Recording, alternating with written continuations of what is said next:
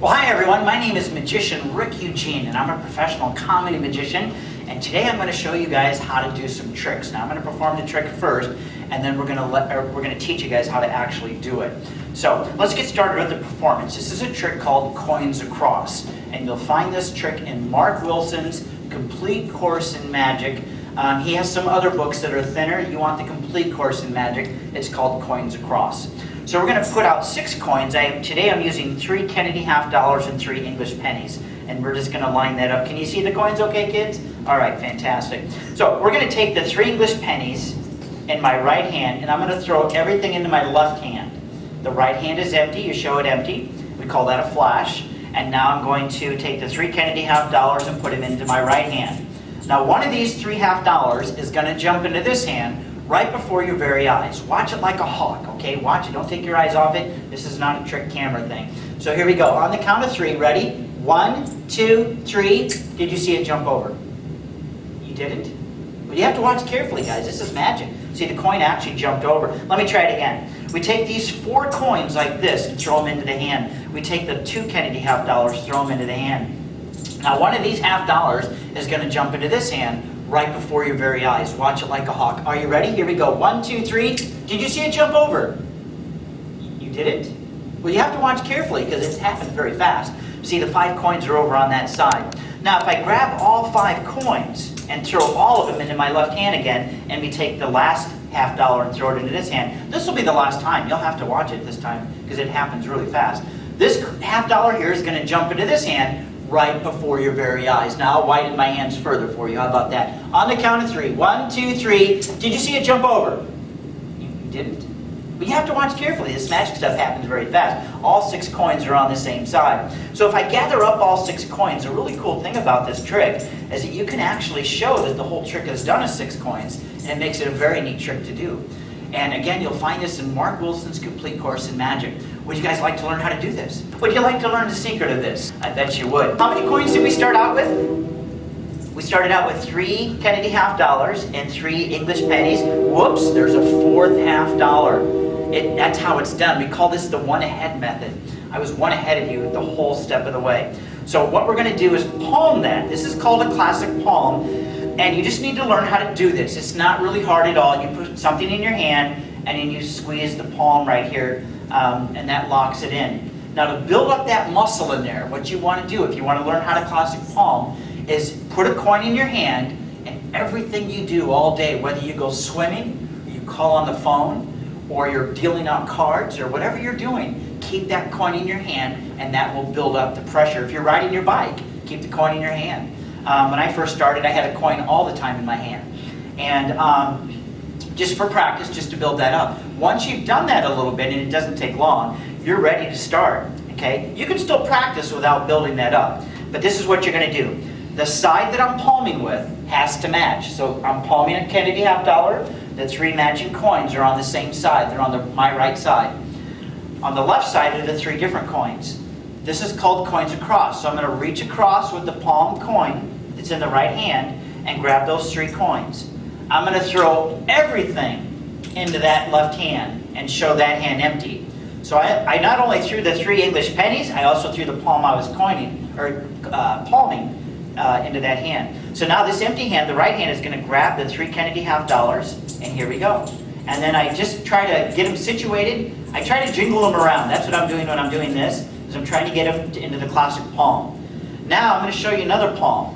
I'm going to squeeze the classic palm. I've got it, but there's 2 coins on top. So when I turn my hand like this, now this is done your view. I'm going to show you this for camera view. 2 coins, the top 2 are going to fall. Did you see that? Let me do it again.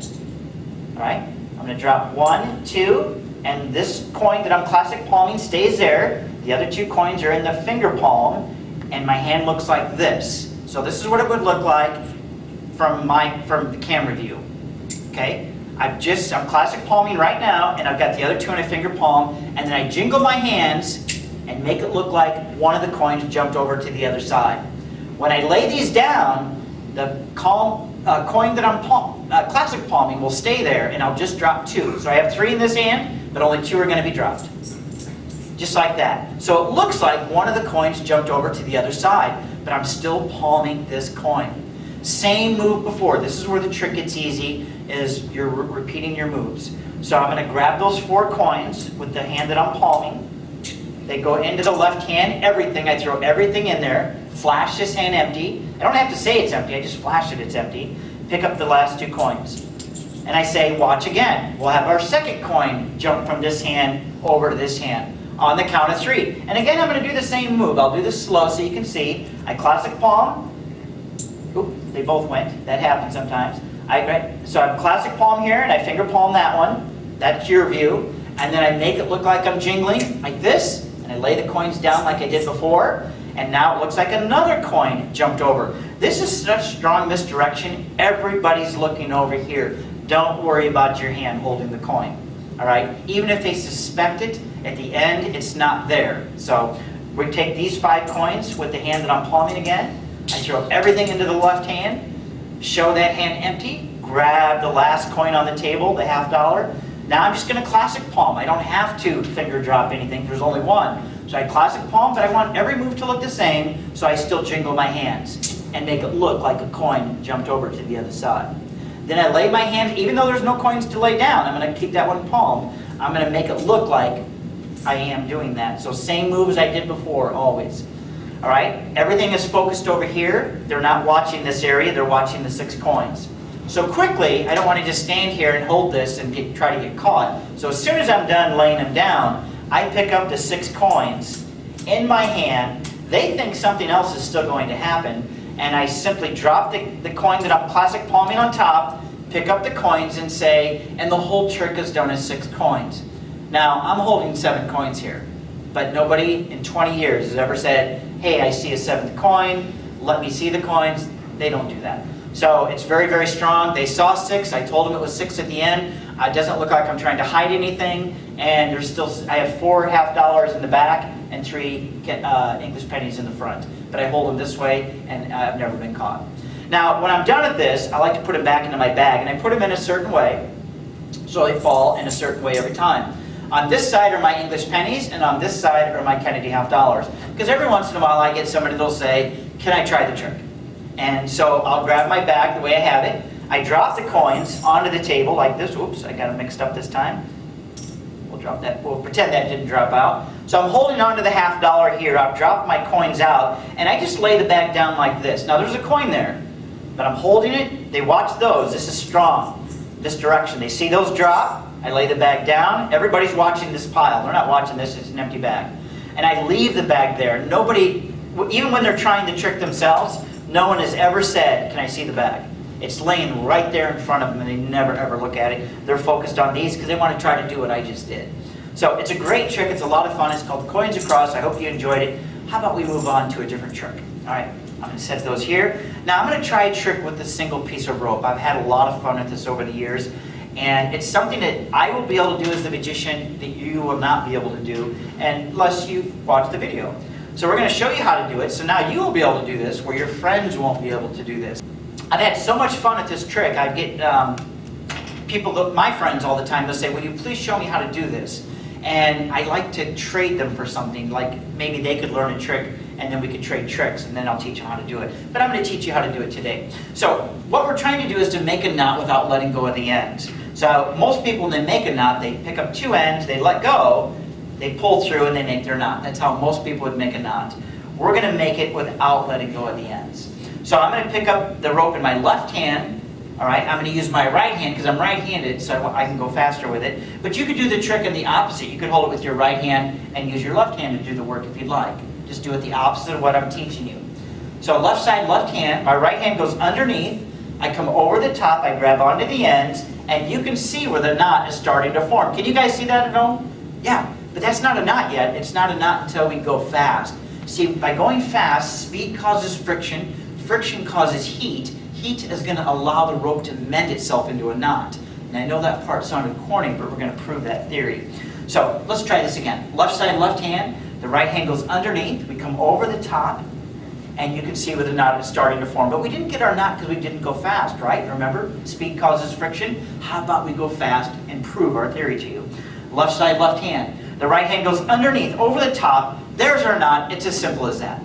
Now, this is a trick that you want to involve an audience member. So I'm going to see if I can find someone from the audience, perhaps you, young lady, if you would like to come up and join us. We have a volunteer from the audience, and I'm going to have you stand here so that you can see. And what is your first name? Kaylee is up here to help us out. Kaylee, I have a single rope here, and we're going to try to make a knot without letting go of the ends of the knot, okay? So I'll do this slow so you can see how this works, and then we're going to let you try it. So left side, left hand is what you're going to do. The right hand goes underneath. You come over the top, you grab onto the end, and you see if you can make your knot. Now, can you see how the knot is starting to form? But that's not a knot yet, is it? We have to go fast and get that speed and friction to do that. Let me show you again. Goes underneath, and there's our knot. It's as simple as that. Now, would you like to try this for us? Okay. Now, we're going to see if she can do this. She's going to go, yeah, go ahead. Oh, did you see that? She almost got it, but do you think if she went a little faster to get the speed and friction, that would help out? See how it's starting to buckle up on her in the middle there? All right. Try it again. Oh my gosh, did you see that? Almost had it. Now this is how your spectators will do this when they come up to try it. So this is perfectly normal. Everything she's doing is perfectly normal.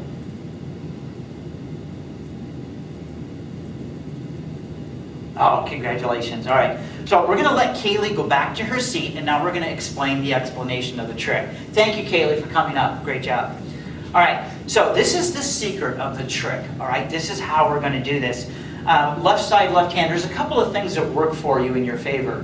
One is when I'm doing this trick, and you may have noticed on camera, especially some of the parents, that I was doing something different than actually what Keely was doing or what I showed her. And I get people all the time that say that to me. They're like, well, you're doing something different than what you're showing us. And they're right, I am. But the cool thing is, when they come up to try it, they try it the way that I showed them. Even though they know I'm doing something different, they still try it the way that I showed them. And I am showing them how to do it the wrong way. I'll explain. You tell them left side, left hand. I do this in steps, not just for learning, but I want them to be clear on what to do, because I'm teaching them how to do it the wrong way. Left side, left hand. The right hand goes underneath. I do this in steps. I tell them to bring their hand over and grab onto the end. I tell them to lift up, and they can see where the knot is starting to form. But that's not a knot, it never will be, because we didn't go fast to get the speed and friction. Now, speed and friction does cause heat, but heat will never allow the rope to mend itself into a knot. That's just this little story I tell as a magician. So, let's see what happens here. I'll do this again. It's very important when you're showing this to teach someone how to do this, that you show them the slow way. All right? Whenever somebody asks me to do it the correct way, I only do it once. Because I don't want them to catch on what I'm doing. I even have people trying to videotape this and slow it down, and they've had trouble figuring it out. So left side, left hand, I'm going to do this the wrong way because this is important to teach. The hand goes underneath. Do this in steps so they see. Tell them to grab onto the end. Tell them to lift up. And tell them to see if they can get the knot. Now once they've done that a couple of times, now you're going to do it the right way in front of them. And only do it once, because if you do it more than once in a row, they may catch you. And you worked hard at this trick. Why let them figure it out? So to do it the right way, again, we want every move to look the same. Left side, left hand. The right hand goes underneath. Didn't we just do that before? Those are the same moves. But here's where it gets different. I told them to grab the rope like this and grab onto the end. What I do is I turn my hand palm side up once it's underneath. I don't do this because they'll see the difference. I wait till it's underneath, then turn it palm side up. Then, instead of coming over to grab the end, I bring it up to my chin. Okay? Now, right here, in between my arms, looks like a hoop. All right? Looks like a little basketball hoop there. That's where this hand is going to go. All right? Watch. It goes down in the hoop. I grab onto the end. That's all I do. And I pull my hand out of that loop first and pull, and there's my knot right in the center. I'll do it again. We're going to do it slow and fast. The hand goes underneath for slow. This is the way you want to show them how to do it, because this is the way you want them doing it. Notice my hand is not palm side up. I bring it around, grab onto the end. I lift up and show them that that's where the knot is starting to form. But then when I do it right, and again, I only do it once. I never do it. I'll show them more than once, but never in a row. I'll show them how to do it slow in between. So here we go. The hand goes underneath. Now this is going to be the right way where I make the knot. I'll do this slow so you can see. It goes underneath, turn it palm side up, bring my hand toward my chin, I'd say reaching down for the belly button. Grab onto the end, pull that hand out, and then pull like this.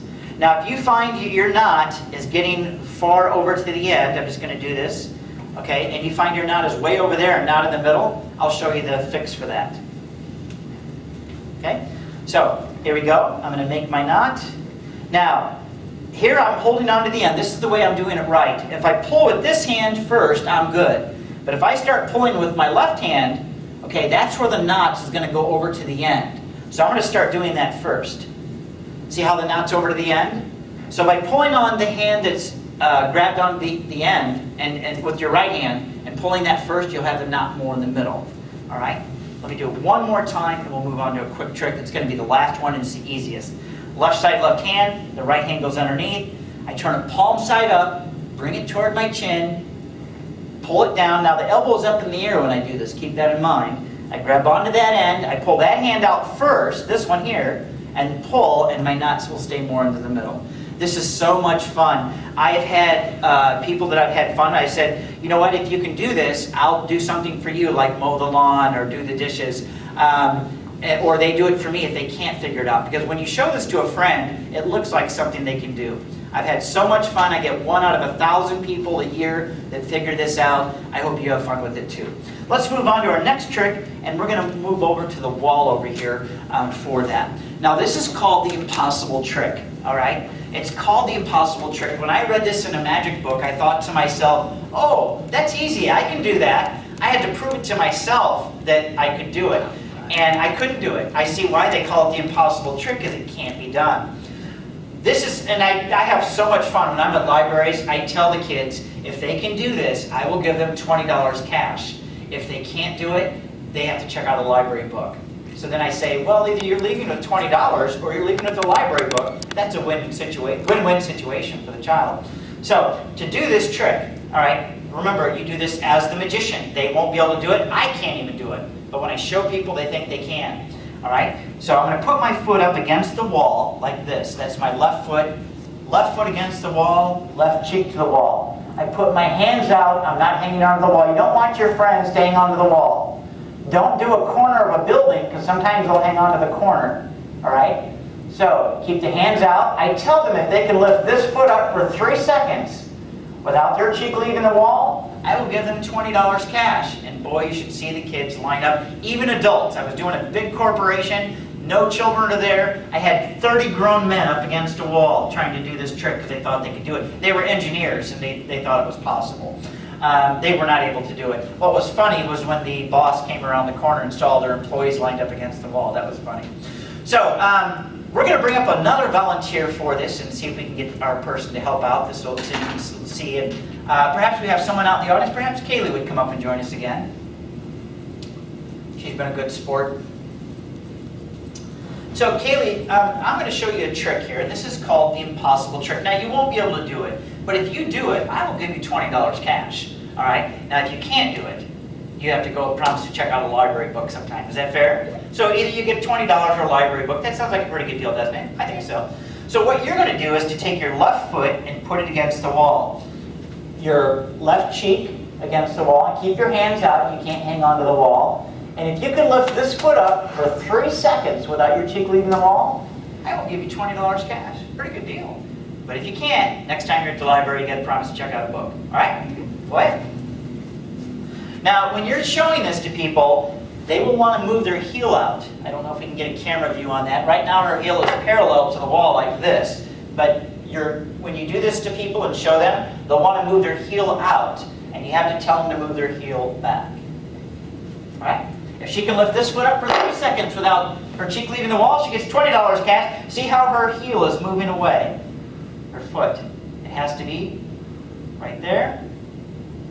It's a little harder than it looks, isn't it? Mm-hmm. All right, you can quit whenever you want. I'm going to try. Oh, she's going to try. See, they want to try. They want to keep trying. This is so fun to do with kids. I have left libraries where I showed maybe 20, 30 kids this trick. And 2 hours driving down the road, the librarian will call me and she'll say, hey, you know that trick you said they couldn't do? They're still trying it. 2 hours, because they want the $20. It looks like a trick you could do. In fact, when I read it in the book, I thought, oh, I could do it, and I went up and tried it, and I could not do it. It's called the impossible trick. She keeps wanting to move her foot away from the wall. She's got to keep it to the wall. Sometimes I have to put my foot there just so they don't move it. And she's trying to lift this foot up right here. The reason why it can't happen, Kayla, I'm going to go ahead and get in position. I'm going to use you and explain to the audience why. If she were to lift this foot here, the weight automatically pulls her away from the wall. Thank you, Kayla, for coming up. I'll do that myself. So when I lift this foot up, it automatically pulls me away from the wall every single time. Excuse the feedback on the sound system. All right, so that's called the impossible trick. Have fun with it. When you show your friends it, try to get something fun out of it. You know, maybe help me take out the trash if you can do it. If you can do it, I'll help you take out the trash, and if you can't do it, you help me take out the trash. I like to have fun with tricks when I'm doing stuff like that. So thanks for watching, and have a wonderful day, everyone.